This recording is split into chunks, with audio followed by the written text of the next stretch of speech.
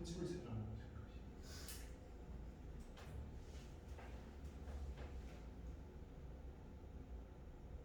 이 교과서 21페이지부터 봅시다.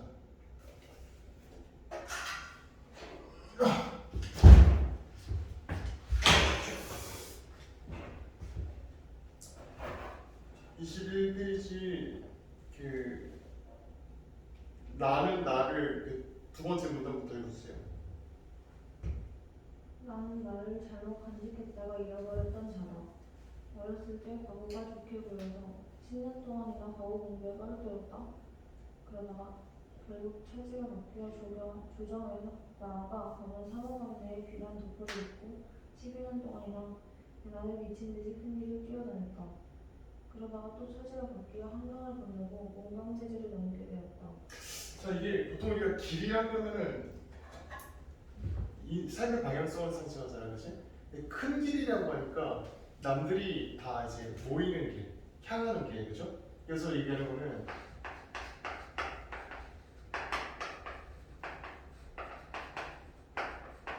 벼슬길을 의미한단 말이야. 근데 일반적으로 우리가 벼슬을 하는 거는 좋은 거잖아. 일반적으로는 유교적 그 관념 속에서 그 이제 워낙 고전 운문을 많이 읽다 보면 착각할 수 있는 게 옛날 양반들은 자연에서 사는 걸 좋아했구나. 자연에서 자기 수양을 하는 것을 좋아했구나라고 생각하기 쉽지만 사실은 그거는 벼슬을 못했기 때문에 하는 변명일 뿐이다라고 얘기했죠. 그죠? 한문화일 뿐이다. 원래 유교적 이념에서는 이 입신양이라고 하는 거.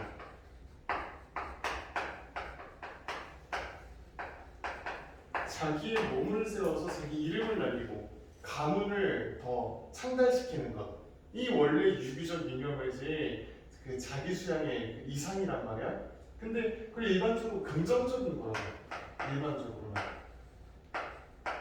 그렇죠? 근데 그 과정을 얘는 뭐라고 했냐면은 이 모든 과정을 자기를 잃는 과정이라고 했다고. 그렇죠? 벼슬길 일반적으로 좋게 표현해야 되는데 얘는 이 모든 과정을 자기를 잃어버리는 거죠. 과정. 나를 잘못 간직했다가 잃어버렸던 자다 이렇게 얘기했잖아, 그지? 그 과정이 이거란 말이야. 그래서 그러다가 또 일반적으로 큰 길, 벼슬길에 갔었는데 처지가 바뀌어 한강을 건넜다 그랬죠. 한강은 이제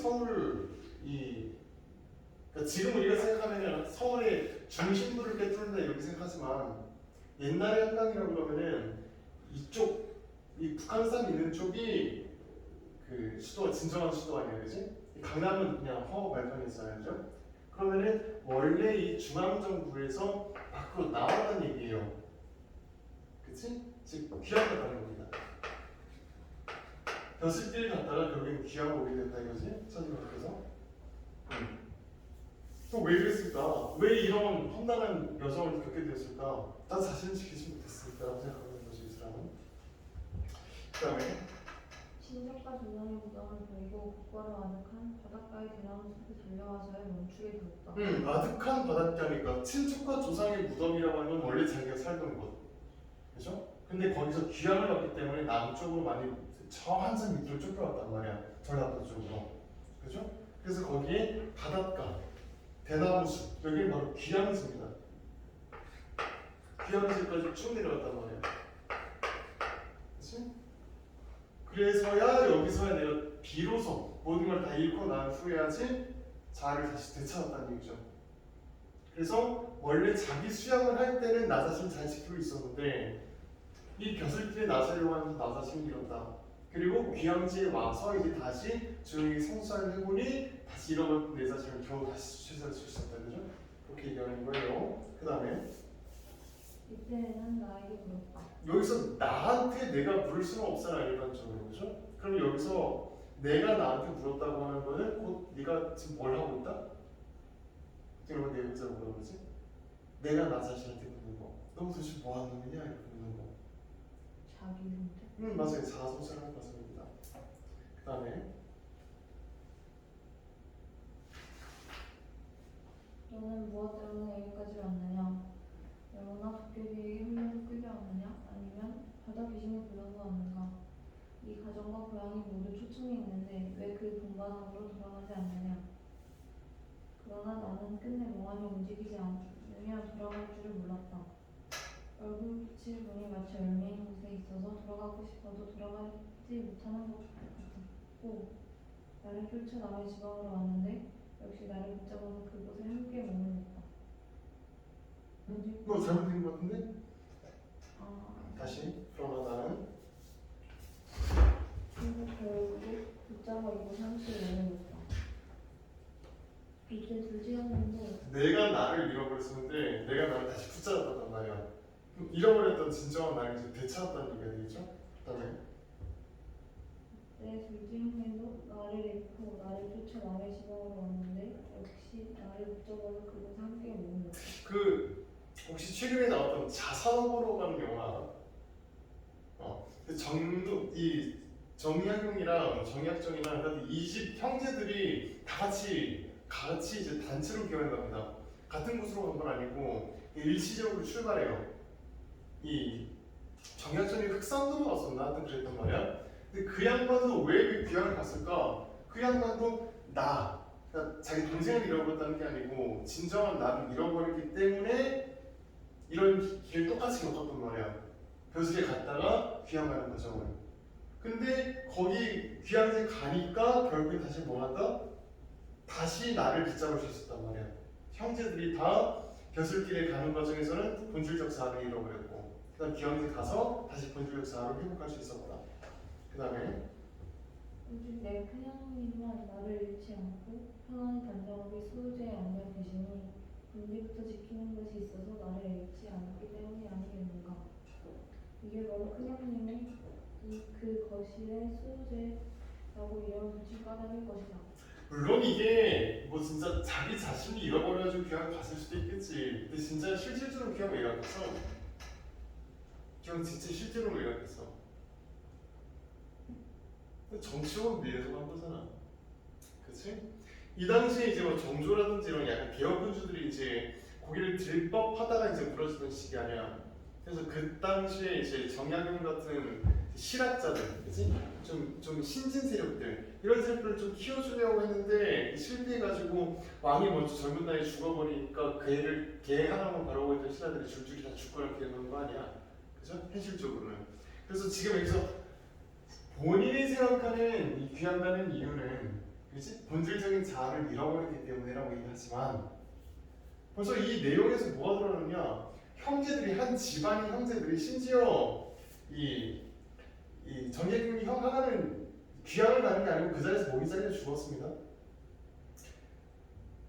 그 형들은 약간 좀 비굴하게 살아남은 거야. 다른 형제들은 정예균을 포함해서 그 형제들은 덕불불이 귀향을 가고 형 하나는 죽고 목이 잘려서 죽고 다 이런 상황이란 말이야. 그러면은 시대의 맥락적 시대 사회 문화적인 맥락으로 보면은 조선 후기 사회라는 게 벌써 보입니다. 그렇지? 몰락하고 귀향가는 양반들이 굉장히 많았단 말이야. 이면에는 그런 정치적인 현상이 있었던 거고, 그다음에 얘는 지금 그 모든 원인을 자기 수양으로 이제 돌리고 있으니까 이런 식의 표현이 나오는 거예요. 그렇죠? 그다음에 아버님께서 내게 태연이라고 잘 지어주셔서 나는 오로지 내 태연을 지키려고 했다니. 그래서 내 거실에다가 그렇게 이름 붙인 거지. 태연이라는 말이 여기 보면은 눈에 보이지 않는 우주의 본질이라고 되어 있습니다. 본질이라고 되어 있습니다. 그러니까 본질적 자아라는 거죠. 그래서 그 이름값을 하려고 내 본질적 자아를 지키고 있었다는 거 아니야. 그 형은 동생들이랑 다르게, 그지? 근데 이게 사실은 정약용이 전에도 한번 얘기했던 거지만, 간략하게 얘기했던 거지만, 정약용이 정말 이런 깨달음을 정말 귀향지 와서야 처음으로 했던 그런 발사 아닐까? 라고 하면 아마 그렇지 않을 거라고, 그죠? 저는 이거 얘기했던 거예요.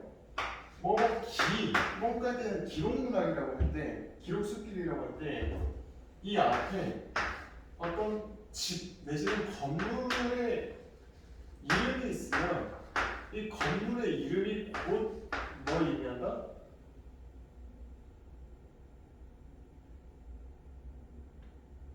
지나주는데? 그 건물을 지은 주인의 그 사회 지향, 추구하는 가치 그치?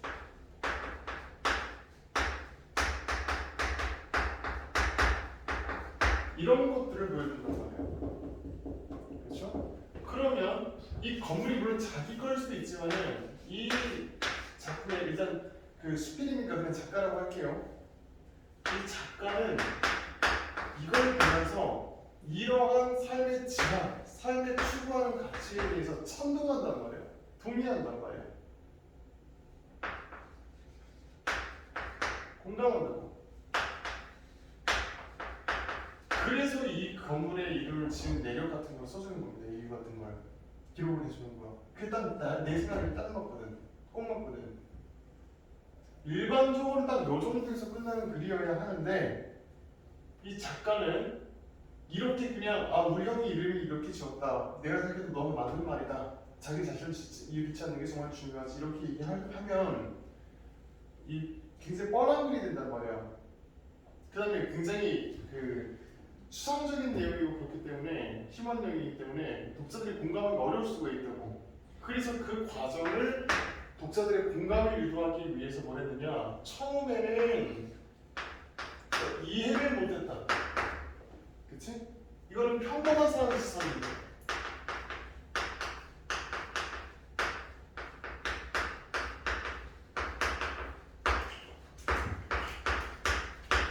그러니까 이 이해를 못했다라고 하는 과정을 통해서 독자들의 공감을 조금 확장시킬 수 있는 거지.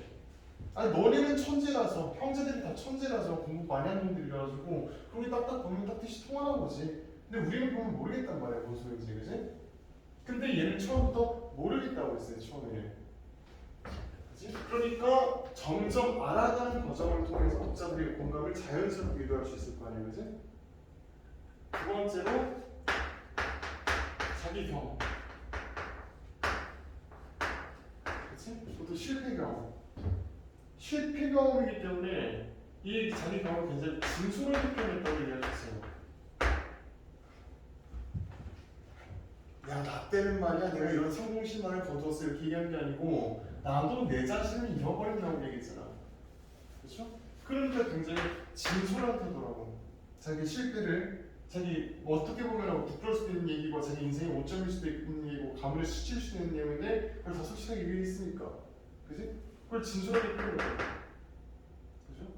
그리고 이 경험에 대한 깨달음으로써 이때 이해하지 못했던 거를 이제 이해하게 됩니다. 자연스럽게 이해 못했던 거를 이 경험을 통해서 하게 되었다. 그죠? 그러니까 이 내용들 궁극적으로는 이거 그 구체적인 내용은 본질적 자아를 지키는 거죠. 이거 이 본질적 자아를 지켜야 된다라고 하는 이 굉장히 추상적이고 어려운 내용, 이거를 최대한 누구라도 공감할 수 있게 흐르는 가정이란 말이에요, 구조를. 그러니까 이런 필요없어. 처음에 이해를 못했다. 근데 내가 이걸 경험해봤네? 그러니까 이제 알겠다, 그래? 이렇게 설명을 드립니다.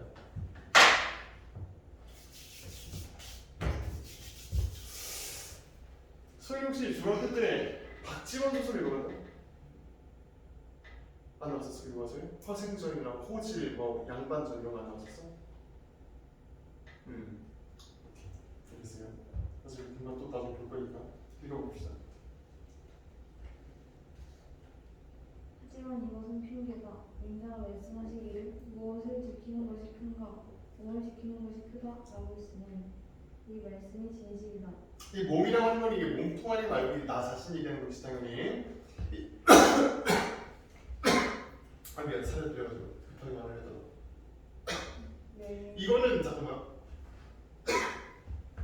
이거는 정약용만의 특징적인 어법이 아닙니다. 굉장히 전형적인 어법이에요. 저희도 얘기했지만은 그러니까 이거는 그러니까 보편적인 그 모든 그 국어의 모든 영역을 이제 관통하는 그 핵심적인 내용 중에 하나인 건데, 옛날에는 인쇄술이 발달하지 못했죠. 다 글로 페이스해가지고 책을 썼잖아. 심지어 문자도 충분히 보급되지 못했죠. 이건 우리나라만의 특성이 아니고 그냥 세계 인류 보편적인 특징입니다. 우리나라는 그래도 네가 할 수 있으면 글이라도 배워보든지 정도였잖아. 근데 옛날 뭐 이집트 이런 나라에서는 애초에 백성들이 글자를 문자를 이렇게 기회조차 주지 않았고 뭐 수메르 이런 데서는 그 평민들이 함부로 글씨를 쓰고 그러면 막 죽을 수도 있고 그랬다고. 원래 옛날에는 지식을 약간 독과점 형식으로 극소수만 귀족 계층만 누릴 수 있는 특권으로서 가지고 있었단 말이야. 그게 그들의 권위를 지켜주던 요소 중에 하나였다고. 근데 그게 점점 풀려서, 그렇지? 그 상층 지식을 하층의 인간들도 같이 공유할 수 있게 되는 과정을 거쳐서 근대가 진행된 거잖아. 그래서 지금은 누구라도 지식을 가져갈 수 있고 심지어 생산할 수도 있다고, 그지? 이 거대한 흐름 속에서 옛날에는 뭐 공자, 맹자 이렇게 얘기하는 것 자체가 지식이 한정되어 있기 때문에 소수만 권위를 가지고 있는 거예요. 소수만 권위를 가지고 있으면 그 권위는 절대적이 됩니다. 이 세상에 이 나라에 존엄한 존재가 한 명, 왕밖에 없다 그러면 그 왕의 권위가 절대적이 되는 거야. 근데 모든 시민은 존엄하다라고 해버리면 그 권위는 줄어드는 거예요, 그죠? 같은 이치입니다. 그래서 이거는 정약용만의 특이한 문제가 아니야. 근데 뭐 특이한 문제가 아닌 게 왜 중요하냐면은 그때 아까 전에 박지원 선수 이런 거는 배웠잖아요. 왜 물어봤냐면은 그야말로 고문체인 거, 옛날 문체인 거. 기본적인 아이디어는 그렇습니다. 옛날 사람들은 언제나 옛날을 지향해, 그지? 현대 사람은 자꾸 미래를 지향하고, 그죠? 이건 여러 번 얘기했던 거잖아. 그래서 옛날 사람들은 새로운 어떤 문체를 개발하기보다 옛날 문체를 계속 본따려고 한단 말이야. 그 요소 중에 하나가 저런 겁니다. 공자께서 말씀하시길, 맹자께서 말씀하시길, 그 서면의 말을 인용하는 거지. 그걸 통해서 자기가 말하고 싶어하는 메시지, 내가 하고 싶은 말이랑 옛날 공자, 맹자가 말했던 거랑 메시지가 일치하네? 그러면은 공자, 맹자가 권위가 있는 것처럼 내 말에도 똑같이 권위가 있는 거 아니야? 이렇게 이 권위를 활용하는 거란 말이야. 자기 말의 권위를 부여하는 거란 말이야. 그런 것처럼. 요거는 일반적인 말투고, 이 특히 실학자, 실사구시 이 문화가 하는 그 사상을 가지고 있는 데냐 현실에 맞게 지금 현실에 필요한 거라는 거잖아. 그렇기 때문에 이 고문체하고 정반대로 가요. 원래 정반대로 갑니다. 인용을 하더라도 무슨 공자, 맹자의 말을 인용을 하는 게 아니고 지금 한 17세기다 그러면 17세기, 18세기, 19세기의 시장의 상인의 말을 인용하고 그 동네 거지의 말을 인용하고, 알겠어? 완전히 저랑 추구하는 게 다르단 말이야. 지금에 맞는 혹은 미래 지향적인 문체를 쓰게 된단 말이야. 의식 자체가 그러니까 내용 형식 표현이 다 그렇게 가고 내용도 달라졌으니 형식도 새로운 형식, 전에 없던 형식, 문체도 표현도 인용하는 것조차마다 다 미래 지향적으로 갈 거란 말이야. 근데 이거는 아니란 말이에요. 그래서 이게 중요한 겁니다. 이거는 굉장히 일반적인 조선시대 양반들의 표현 방식이다. 이 권위는 옛 서열의 말을 이용해서 자신의 메시지 권위를 부여하는 거.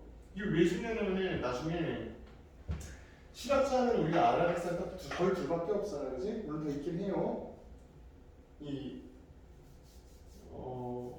더 알고 있긴 해.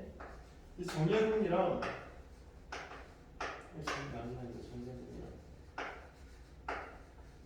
박재가 둘이거든. 그럼 더 있긴 해. 있긴 있습니다. 박지원이 전에 없던 새로운 인물형을 그려내기 위해서 전과는 다른 새로운 세상을 배경으로 새로운 인물형을 주인공으로 내세워서 새로운 형식으로 새로운 문체로 소설을 썼다면 정약용은 똑같은 방식으로 한시를 썼습니다. 시를 썼어요. 내용은 당연히 이러한 양반들을 비판하고 관념적인 양반을 비판하고 현실에 대한 성찰, 그렇지? 그야말로 현실적인 그 사고를 해야 된다라고 하는 그런 혹은 백성들을 구제해야 한다고 하는 평가노인들을 비판하는 그런 비판적인 지식을 이루어서 보시면 똑같은 방식으로 될 거란 말이야. 얘는 시로 얘는 소설로. 알겠죠? 그렇기 때문에 일반적이지 않다는 거예요. 알아야 돼. 기본으로 베이스로 깔려 있어야 된다는 거는 되는 거는 내가 마지막에 얘기한 거고, 그렇지? 저거고 저 신학자들이 일반적인 문학 형식, 내용, 표현 모든 거 반대로 할 것이다. 그게 기본이고 얘는 그렇지 않다는 거고. 알겠지? 뭐야? 잠깐만.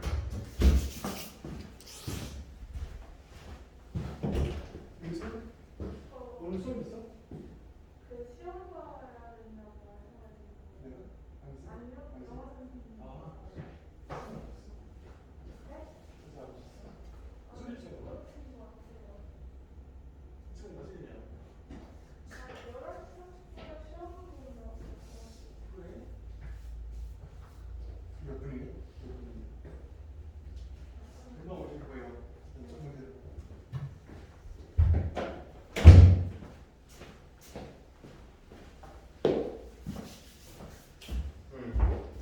그래서 이걸 일반적이라고 오해 삼을 특징이 아니란 말이야.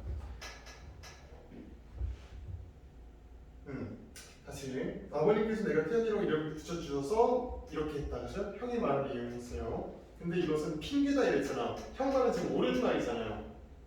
그치? 옳은 말인데 핑계라고 할 때는 뭔가 부정적인 표현이잖아. 지금 정약용은 나는 하지 못한 거를 형님께서는 하셨으니까 형님은 대단하십니다. 내가 본받아야 된다. 원래 내가 저를 써야 된다. 이렇게 생각하는데 에이 그거 핑계잖아. 이렇게 얘기하고 있으니까 무슨 표현법? 반어법이다. 그죠? 그래서 그 뭐 단순히 이름값을 한 게 아니고 형이 정말 누구라도 쉽게 하지 못할 걸 해낸 대단한 것이다. 대단한 일을 해낸 것이다. 그렇죠? 형은 지금 겸손 떨고 있다고 생각하고 있는 거예요. 그렇지?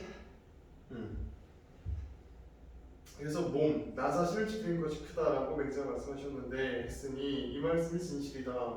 내가 스스로 말한 내용을 써서 크림있게 보이고 수호제의 기로 삼는다. 그래서 수호제에 대한 이 건물에 대한 기록으로 써준다. 그치? 글을 쓴다 이 말이에요. 그 글을 써준다는 것 자체가 그 제목을 붙인 뜻에 대한 찬동의 의미입니다. 그 생각, 그 삶의 진학, 그 추구하는 가치가 뭐라? 나도 거기 동의해. 그죠?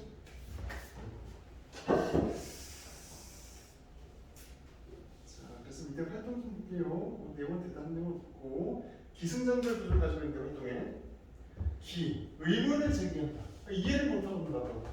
그렇지? 형님이 그렇게 형님의 뜻을 이해를 못했단 말이야 그때는. 그렇죠? 근데 이 과정을 거치면서 나도 깨달았어요. 그죠? 그래서 반성하죠. 난 왜 그렇게 숨기고 나갔던 나 자신이 잃었던가. 마침내 입꼬리 들어야 말하는 거야. 반성하고. 그 다음에 마침내 이해를 하게 돼서 나도 형처럼 그 뜻에 동의해라고 하는 글을 써서 붙인다 이 말이지. 그 다음에 2번에 이 작품에 담긴 작가의 깨달음을 파악하고 이를 자신의 생각과 연관지어 새롭게 인식해볼 필요는 없고 일단 깨달음을 이해를 해야 된다고. 그래서 이 작품에 나타난 나의 두 가지를 적어보자라고 했어요. 일단 내가 나에게라고 하는 표현이 뭐 시든 소설이든 뭐가 됐든 간에 내가 나에게라고 하는 표현이 나오는 순간 내가 둘이잖아. 그럼 그때부터 뭐뭐 적자 이렇게 봐야 된단 말이야. 근데 일단 기본은 지금 여기 있는 나는 언제나 현상적인, 현실적인 놈이다. 그렇지? 근데 여기서 표현하고 싶은 건 진정한 나 자신을 잃어버렸다라고 하는 거니까 얘는 본질적 자가 되고 그 본질에 반대되는 나는 현상이 될 거예요. 그죠? 그래서 현상적 자와 본질적 자 두 개로 나뉜단 말이야. 그렇지? 그리고 현상적 자는 어떤 사람들이냐 이거 벼슬 피가 나왔고 입신이 아니면 똑같고 그리고 보통 일반화는 뭐라고 그러지?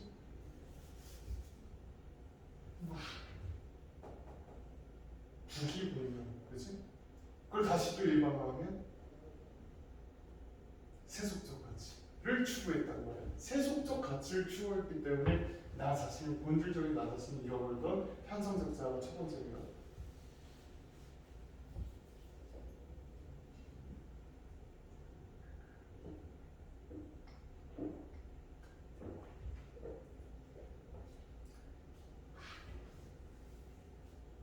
그 반대에 대해 본질적 자아가 있겠죠. 나 솔직히 이 진짜 본질적 자아를 뭘 가지고 본질적 자아라고 할지 모르겠어. 이 양반들이 이런 뜻을 솔직히 나도 정확하게 이해 못했거든. 일단 본질적 자아라고 할 때는 어떠한 처지에 있더라도 변하지 않는 나, 진정한 나라고 하는 거니까 변하지 않는 거거든, 그죠? 변하지 않는 진정한 내가 있다는 거죠. 그게 본질적 자아인 거예요. 그 변하지 않는 진정한 자신의 모습. 그게 본질적 자아. 그래서 나는 두 가지로 나뉜다. 현상적 자아, 본질적 자아 두 개로 나뉘는 거예요.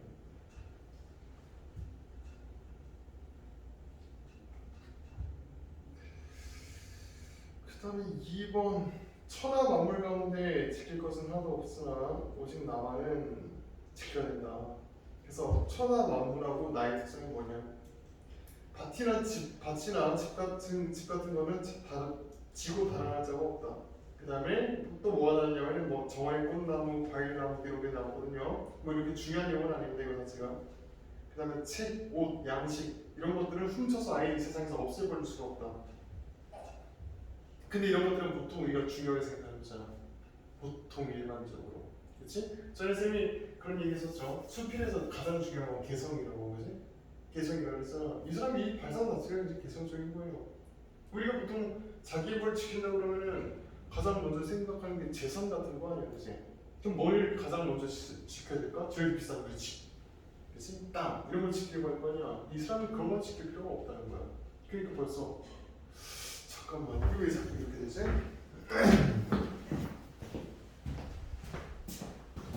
예준아?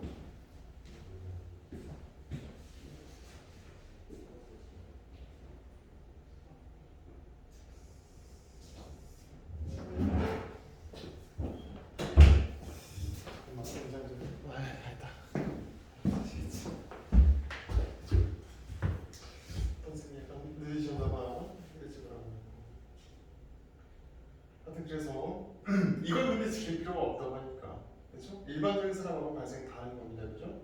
그 다음에 두 번째 나, 그렇지? 나를 오히려 지켜야 된다고 했습니다. 요게 지켜야 할 것이죠, 그렇지? 일반적인 재산적이고 물질적인 걸 지킬 필요가 없는 거고 나라고 하는 것, 진정한 나라고 하는 것, 본질적인 나라고 하는 걸 오히려 지켜야 된다. 그래서 본문에 뭐라고 했냐면 잠시 살피지 않으면 어디든지 못 가는 곳이 없다. 그치? 언제든 잃어버릴 수 있는 것이고 그 다음에 세상의 이익과 위험, 재앙, 유혹 등이 쉽게 흔들린다. 그치? 그러니까 현상적이라고 하는 거예요. 현상이라고 하는 건 지금 당장 눈앞에 보이는 이란 뜻이잖아요. 그치? 쉽게 이랬다 저랬다 한다는 거지. 내가 이 벼슬길에 가 있으면은 내가 무슨 고귀한 존재처럼 느껴지고, 그치? 여기서 귀한 가게 되면은 되게 막 비천하고 되게 그 뭐랄까 가련한 존재처럼 느껴지고, 그죠? 그때그때 달라지는 모습이잖아요, 그죠? 그래서 또 한 번 가면 돌아올 줄을 몰라서 붙잡아 만류할 수 없다. 이런 표현들이 쓰여 있습니다. 언제든 사라질 수 없고 쉽게 잃어버릴 수 있는 거. 그러니까 오히려 나 자신을 잃지 않게 지켜야 된다는 표현을 썼지, 그지? 넘어가서 이 작품의 작가처럼 나를 잘못 간직했다가 남기는 경험이 있는지 생각해 볼 필요는 없어요. 근데 중요한 건 이 글의 구조 자체에 이렇게 붙어 있다는 거야. 거기 맞게 써보라는 겁니다. 그치? 경험, 깨달음. 그죠? 원래 수필이 이런 구조니까 경험과 깨달음의 구조. 넘어가서 3번은 필요 없고요. 패스하고 볼 거고. 그 밑에 감상일을 마치며 좀 볼까? 그 뒤쪽에 있는 거, 활동 뒤에 있는 거, 교과서 25쪽에 수호제기는 그 읽어주세요. 수호제기는 나를 지키는 집이라는 뜻의 단호를 소재로 하여 작가가 깨달음을 얻는 과정으로 기록하는 수필이다. 단호, 집단자의 이름을 써있습니다. 집 이름이라는 뜻이야. 집 이름, 건물명. 근데 여기 뭐가 들어가 있느냐? 깨달음의 과정이 들어가 있다, 그지? 과정. 과정, 그죠? 귀환 가기 전, 그죠? 그 다음에 귀환 가는 과정, 며칠 갔다가 귀환 가는 과정, 그 다음에 귀환지에서 깨달음. 과정에 따라서 기록했단 말이야. 그 다음에 원래는 이렇게 하지 않았습니다. 일반적인 거 아니야. 그 다음에 작품에서는 작가는 내가 나를 지킨다는 것이 윤리적으로 모순이라는 생각 때문에 처음에는 수호제의 의미를 깨닫지 못했다. 이게 뭐다? 일반적인 생각. 일반적인 생각. 보통 개성이 있는 내용을 써야 되기 때문에 참신한 발상을 기반으로 글을 써야지 가치 있는 글이 되기 때문에, 그렇지? 일반적인 사람들의 범인들의 그 상식, 통념, 뭐 선입견 이런 것들을 깨면서 출발할 거란 말이야. 근데 그러면 뭐가 생길 수 있냐면 반감이 생길 수 있잖아. 그렇죠? 기분 나쁠 수 있잖아. 지 얼마나 똑똑하다고, 그죠? 그러니까 나도 말이야 똑같았어. 근데 경험해보니까 알겠다. 뭐 이렇게 하는 거라고. 그렇지? 그 다음에 그러나 장기를 비용할 방법을 계기로 자신의 삶을 성찰하는 과정에서 수호제의 의미를 깨닫게 된다. 작가는 이러한 깨달음을 얻기 위해 나의 의미를 두 가지로 구분하고 있다. 하나는 상황, 환경, 현실적 조건에 따라서 수시로 변하는 현상적 자아이고, 다른 하나는 어떠한 환경 속에서도 변화하거나 흔들리지 않도록 지켜야 하는 본질적 자아이다. 작가는 이 본질적 자아를 지켜나갈 때 세상의 바람을 흔들리거나 미혹에 빠지지 않을 수 있음을 깨닫고, 비로소 수호제라는 단어를 지은 크리미의 뜻을 알게 되었음을 고백하고 있다. 이 큰형님이랑 이 친구랑 이 친구랑 좀 뭔가 정약용 이 양반이랑 그 말하는 방법이 좀 비슷하지. 뭐가 비슷하냐면 둘 다 겸손합니다. 그렇지? 형도 내가 내 자신을 잘 지킨 게 아니고 그 아버지가 이름을 이렇게 주셔가지고 그냥 그렇게 살았을 뿐이야 이렇게 얘기했던 거고, 그렇지? 정약용 이 양반도 나도 몰랐는데 나도 멍청해서 몰랐는데 형 해보니까 알 수밖에 없던데 이렇게 얘기하는 거예요. 그렇지? 그래서 겸손하죠. 그다음에 이렇게 기의 특징. 수호제는 전통적인 한문 문학의 양식이 하나인 기에 해당한다. 그 선생님 정리를 해주시죠. 기, 전 이런 거. 전은 얘기 안 해준다? 전 얘기 안 했나? 왜 전을 얘기한 기억이 없지? 기, 록 이거 얘기했잖아. 그치? 전을 얘기 안 한 것 같아. 빨리 필기 봐봐.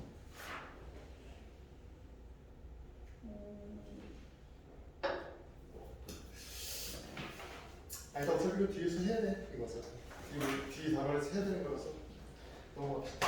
일단 기. 기란 어떤 사건이나 경험의 과정을 기록한 것으로 독자에게 교훈을 깨달음을 전하는 것을 목적으로 한다.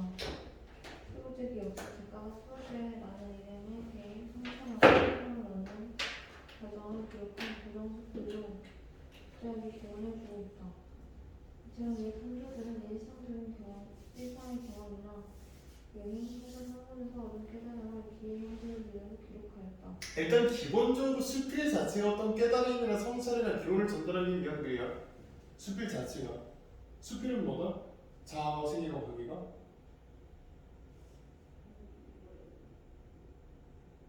설명을 들었던 기억은 나지. 왜 하긴 했지, 그지? 맞지? 안 했을 것은 안 돼. 했잖아, 그죠? 소설이란 극은 자아와 생애와의 갈등 모양이고, 그 다음에 시는 세계의 자아하고, 그죠?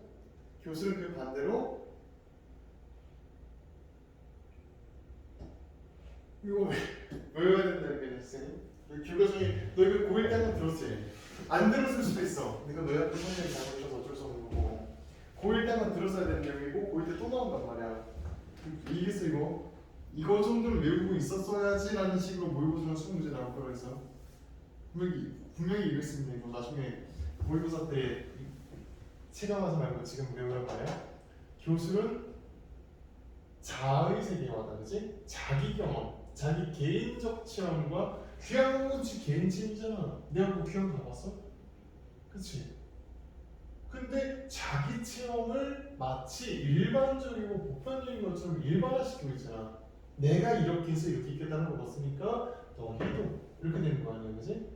자기 체험과 경험을 보편화, 일반화. 그게 곧 자아의 세계화, 교수의 본질이란 말이야. 그죠? 근데 일단 교수인 이상은 말 그대로 교훈적일 수밖에 없는 거고, 즉 깨달음을 일반화하고 보편하는 걸 가지고 있는 거고, 뭐를 바탕으로 깨달음을 끄집어내느냐 할 때 기록의 기란 말이야. 기록. 사실 기록의 기자란 말이야. 기나 록자로 끝난 애들은 사실적인 체험, 자기 진짜 체험, 뭐 여행을 갔다, 그지? 아니면 뭐 귀향을 갔다, 실제 체험을 바탕으로 끄집어내는 문학이란 말이야. 그러니까 더 교훈성이 강해진 겁니다. 교훈성. 실제로 있었던 일이기 때문에 교훈성이 강해집니다.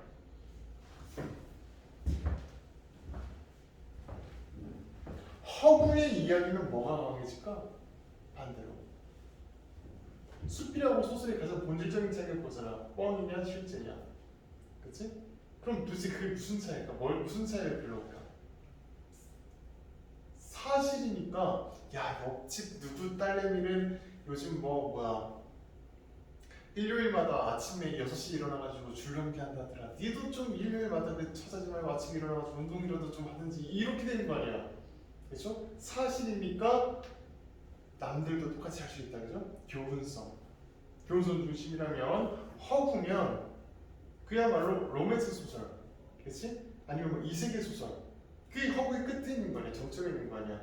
그러면 그럴수록 더 뭐 중심으로 갈 수밖에 없냐면 흥미가 생긴다고.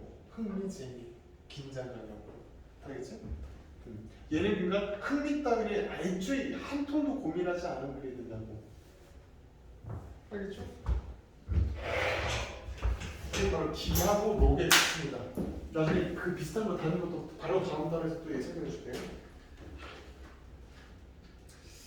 그 밑에 보면은 그 허균의 통곡헌기라고 있지, 그지? 그것도 통곡헌이 집 이름이에요. 집 이름을 왜 이렇게 지었느냐? 내 사촌 형이 내 사촌 동생이 집 이름을 이렇게 지었는데 왜 이렇게 지었는가? 아 세상 개판이라서 세상을 보고 있으니까 눈물이 나던데 라는 뜻으로 이름을 지었단 말이야. 나도 동감해. 그래서 나도 통곡헌기를 남긴다 이런 식이에요. 다 이런 식이에요. 그지? 전형적이라고. 그럼 내려가 봅시다.